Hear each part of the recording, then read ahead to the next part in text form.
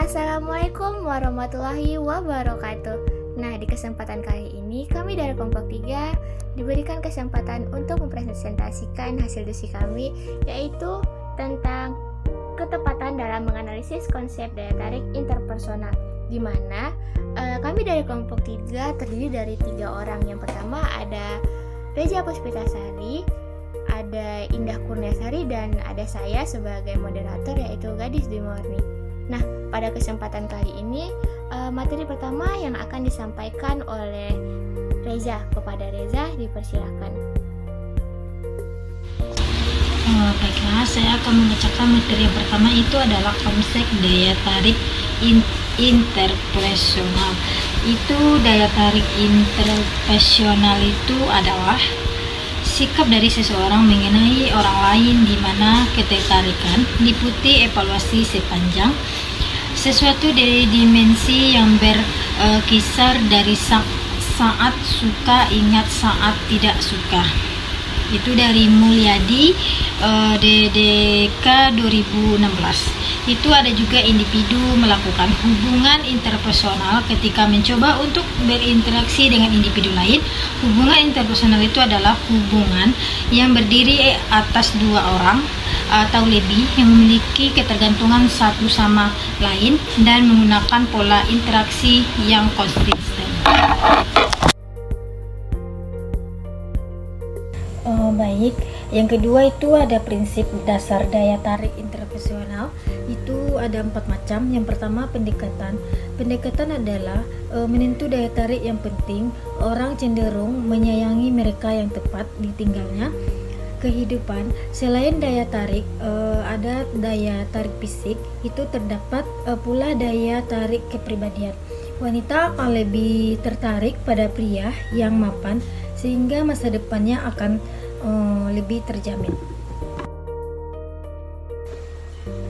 Yang ketiga itu ada kesamaan. Kesamaan itu adalah paling kuat dalam penelitian ketertarikan antara pribadi, adalah itu tertarik pada mereka yang sama dengan diri kita dalam sejumlah hal, sikap, sifat-sifat kepribadian, aktivitas, dan demokratis. Yang keempat itu ada ketimbalbalikan. Itu bahwa kita menyukai orang-orang yang menyukai kita. Harga diri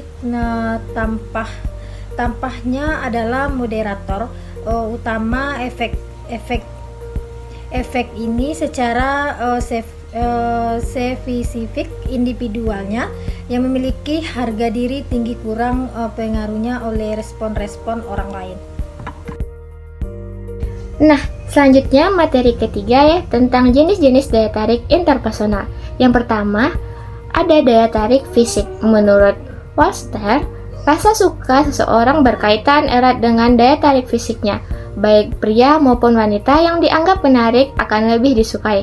Hal ini disebabkan karena adanya efek halo, di mana kita cenderung mengasumsikan bahwa orang yang menarik secara fisik juga memiliki sejumlah karakteristik yang menyenangkan, seperti hangat dan juga kepribadian yang menyenangkan. Efek lain selain efek halo adalah efek pancaran kecantikan, di mana orang akan merasa senang bila dilihat. Yang kedua ada daya tarik interpersonal. Daya tarik interpersonal dalam psikologi sosial merujuk pada usaha untuk membangkitkan motivasi terhadap sejumlah kegiatan atau produk melalui emosi, yang bisa berupa emosi positif maupun emosi negatif. Sejumlah emosi seperti humor, cinta, bangga, dan kebahagiaan dapat memotivasi audiens untuk mendapatkan kepuasannya. Yang ketiga ada daya tarik sosial. Dalam psikologi sosial adalah konsep yang mengembangkan kemampuan individu dalam mengatur hubungan dengan orang lain. Setiap individu memiliki kemampuan yang berbeda-beda dalam mengatur hubungan sosial, yang disebut dengan penyesuaian sosial. Penyesuaian sosial yang terjadi dalam lingkungan hubungan sosial tempat individu hidup atau berinteraksi dengan orang lain. Yang terakhir ada daya tarik intelektual. Ketertarikan intelektual berpusat pada rangsangan pikiran dan apresiasi bersama terhadap upaya akademis. Ciri-ciri yang berkaitan dengan ketertarikan intelektual antara lain adalah ketertarikan bersama untuk terlibat dalam percakapan, diskusi, atau bertukar ide. Baik, terima kasih moderator. Saya akan membahas tentang faktor daya tarik interpersonal. Ini terbagi menjadi 3.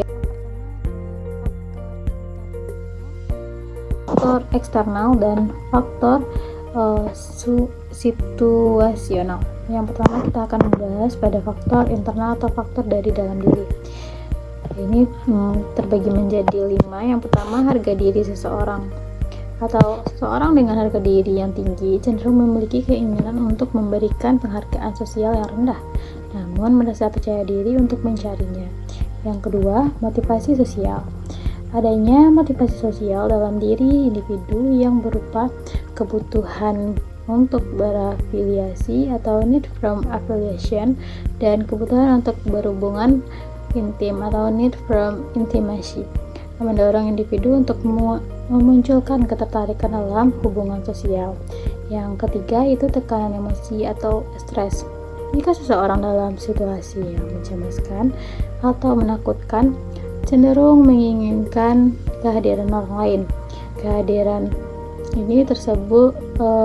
orang lain ini dapat mendorong rasa suka pada individu tersebut. Ini menurut Dayakisni dan Hadaniyah dalam Maryam 2018. Yang keempat, perasaan atau mood positif atau positive emotional arousal. Kita cenderung tertarik atau menyukai orang lain yang kehadirannya bersama dengan munculnya perasaan positif, sekalipun perasaan positif itu tidak ada kaitannya dengan perilaku orang tersebut. Yang kedua, kita akan membahas tentang faktor eksternal atau faktor dari luar diri. Pertama, ketertarikan fisik. Penampilan fisik yang menarik memiliki keuntungan sosial, yaitu munculnya ketertarikan pada orang lain dan lebih mudah mendapatkan bantuan. Menurut Hatfield dan Specher 1980 dalam Maryam 2018. Yang kedua, kesamaan atau similarity. Kita cenderung menyukai orang-orang yang memiliki kesamaan dengan kita dalam hal sikap, nilai, moral, minat, latar belakang, atribut fisik, dan kepribadian. Yang ketiga, kemampuan atau ability. Kita cenderung menyukai orang lain yang secara sosial memiliki kemampuan, kompeten, dan cerdas karena bisa memberikan keuntungan atau reward kepada kita. Yang ketiga yaitu faktor situasional. Yang pertama itu kedekatan atau proximity. Orang cenderung menyukai orang lain yang tepat tinggalnya berdekatan. Hasil penelitian menurut Fastinger tentang pola pertemanan di perumahan mahasiswa yang sudah menikah menunjukkan bahwa mahasiswa akan berteman dengan orang-orang dekat dengan tempat tinggalnya dibandingkan dengan yang jauh. Yang kedua atau B, kerabat atau familiarity. Orang yang tinggal dekat dengan kita akan menjadi akrab sehingga bisa memperkuat daya tarik interpersonal. Semakin sering kita bertemu dengan seseorang akan meningkatkan rasa suka terhadap orang tersebut, menurut Taylor DDK dalam Maryam 2018. Yang C, kesukaan timbal balik atau reciprocal liking. Saat kita mengetahui bahwa orang lain menyukai kita, bisa mempengaruhi ketertarikan kita pada orang tersebut. Secara umum, kita menyukai orang yang juga menyukai kita. Sebaliknya, kita cenderung tidak menyukai orang yang tidak menyukai kita. Terakhir, D, saling melengkapi atau komplementer. Tidak selamanya orang menyukai orang lain karena adanya kesamaan perbedaan antara individu jika bisa memunculkan ketertarikan satu sama lain. Mungkin hanya itu yang dapat saya sampaikan. Saya kembalikan kepada moderator.